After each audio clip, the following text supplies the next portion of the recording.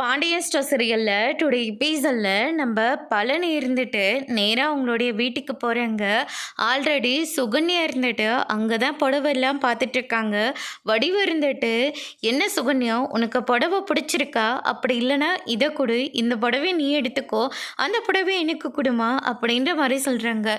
இல்லைக்கா பரவாயில்ல இருக்கட்டும், எனக்கு இந்த புடவை ரொம்ப பிடிச்சிருக்கு அப்படின்ற மாதிரி சொல்கிறாங்க.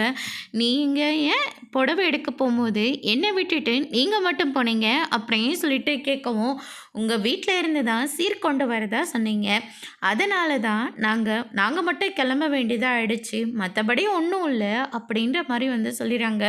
ஆமாம் அவங்களுக்கும் எடுத்திருக்கீங்களா அப்படின்னு சொல்லிட்டு சுகன்யா கேட்கவும், எங்கள் குழந்தைனாருக்கு நாங்கள் எடுக்காமல் வேற யாருக்கு எடுக்க முடியும் அப்படின்னு சொல்லிட்டு பழனிக்கும் ட்ரெஸ் கொடுக்குறாங்க. பழனி இருந்துட்டு, எதுக்குன்னு இதெல்லாம் என்ன, நாங்கள் என்ன வேற ஆளுக்க எடுத்துக்கோம், உங்களுக்கு தானே எடுத்திருக்கோம், இது எதுக்குன்னு சொல்லி கேட்குறீங்க அப்படின்னு சொல்லிட்டு நம்ம மாறி ஒரு பக்கம் சொல்லிடுறாங்க. அதுக்கு அடுத்ததான் அந்த வீட்டில் ட்ரெஸ் எடுத்தாங்களா அப்படின்னு சொல்லிட்டு கேட்கவும், கண்டிப்பாக எடுத்திருப்பாங்க, அதை நாளைக்கு பூஜையில் வச்சு 500 ரூபாய் புடவைக்கு 5000 பேச்சு பேசினதுக்கு அப்புறமா தான் கோமதி அத்தாச்சி அந்த புடவையே தரப்போகிறாங்க அப்படின்னு சொல்லிட்டு எதை எடுத்து கொடுத்தீங்க தர்ம பிரபுவே அப்படின்னு சொல்லிட்டு ஒரு கும்பிட போட்டு அந்த புடவை வாங்கிக்கணும் அப்படின்னு சொல்லிட்டு சுகன்யா சொல்லிட்டு இருக்காங்க. அதுக்கு அடுத்ததான் நம்ம முத்துவேலு, சக்திவேல், குமரவேலெல்லாம் இவங்கெல்லாம் வந்துடுறாங்க. வந்த உடனே பார்த்தீங்கன்னா, ஆமாம் என்னடா ஒரு மாதிரியாக இருக்க அப்படின்னு சொல்லிட்டு கேட்கவும், அதெல்லாம் ஒன்றும் இல்லையே நல்லா தான் இருக்கேன் அப்படின்னு சொல்லிட்டு நம்ம பழனி சொல்லிடுறாங்க. என்ன தீபாவளிக்கெல்லாம் ட்ரெஸ் பிடிச்சிருக்காமா அப்படின்னு சொல்லிட்டு கேட்கவும், ரொம்ப நல்லா இருக்குமாம்மா அப்படின்ற மாதிரி சொல்கிறாங்க. அதுக்கு அடுத்ததான் பார்த்தீங்கன்னா, ஆமாம் பழனியோட கடை விஷயம் என்னாச்சு அப்படின்னு சொல்லிட்டு கேட்கவும், கடை எல்லாத்தையும் பெருசாகவே பார்த்தாச்சு, அது மட்டும் இல்லை தீபாவளி கழிஞ்சு ஒரு நல்ல நாளாக பார்த்து நம்ம கடையை போட்டுற வேண்டியதான் அப்படின்ற மாதிரி சொல்லிட்டு இருக்காங்க. நான் இன்னும் மச்சாங்கிட்டேயும் அக்காக்கிட்டேயும் ஒரு வார்த்தை கூட சொல்லவே இல்லை, அதெல்லாம் நாங்கள் சொல்லிக்கிறோம், நீங்கள் தேவையில்லாமல் பண்ணிகிட்டு இருக்காதீங்க. இப்போ முன்ன மாதிரி கடை இருந்தால் கூட நான் எதுவும் சொல்லியிருக்க மாட்டேன், இப்போ தான் ஒரு குடும்பமே போய் அந்த கடையில் வியாபாரம் பார்த்துட்ருக்கல, அங்கே எது நடந்தாலும் உங்கள் தலைமையில் தான் போடுறாங்க, அதனால் என் மான மரியாதைக்காகவாது அங்கே போகாமல் இருங்க, அதுவே எனக்கு போதும் அப்படின்ற மாதிரி சுகன்யா சொல்லிட்டு இருக்காங்க.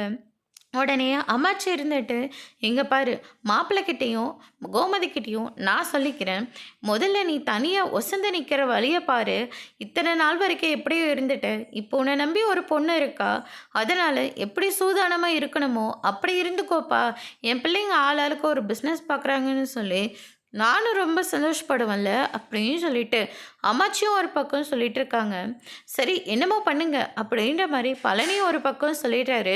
அதுக்கு அடுத்ததான் இந்த பக்கம் பார்த்தீங்கன்னா எல்லாருமே உட்காந்துட்டு இருக்காங்க. அப்போ நம்ம பழனி இருந்துட்டு முத்துவேல் சொன்னதெல்லாம் யோசிச்சு பார்க்குறாங்க.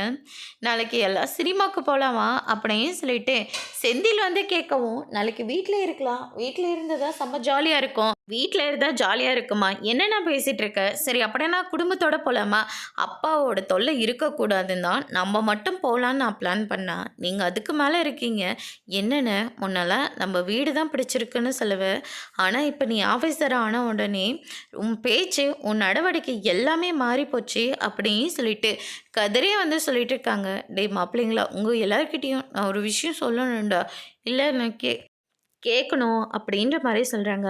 என்ன விஷயமாமா அப்படின்னு சொல்லிட்டு கதிரும் சரவணனும் கேட்கவும், அதுக்கு அடுத்ததாக பாண்டி வராரு.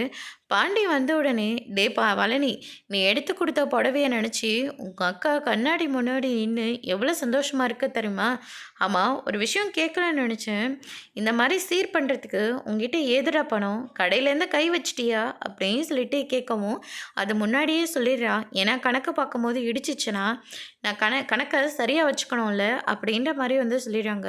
ஐயே அம்மா சந்தோஷமாக இருக்காங்களா, அதை மட்டும் பாருங்கள், என்னடா நான் இவனை எதுவுமே சொல்லிடக்கூடாது, உடனடியாக சப்போர்ட்க்கு நிற்கிறீங்க, என்னடா உங்களுக்கெல்லாம் பிரச்சனை, 2 பேரும் சேர்ந்து தான் களவாண்டீங்களா அப்படின்னு சொல்லிட்டு கேட்கவும், மச்சான் மச்சான் ஒரு நிமிஷம் இருங்க, இதுக்கும் கதிர்க்கும் எந்த சம்மந்தமும் கிடையாது.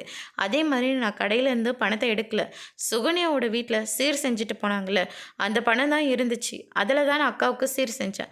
மற்றபடி நீங்கள் நினைக்கிற மாதிரி நான் கடையில் இருந்தோ இல்லை நானும் கதிரும் சேர்ந்தோ எந்த விஷயத்தையும் நாங்கள் பண்ணலை அப்படின்ற மாதிரி வந்து சொல்லிடுறாங்க.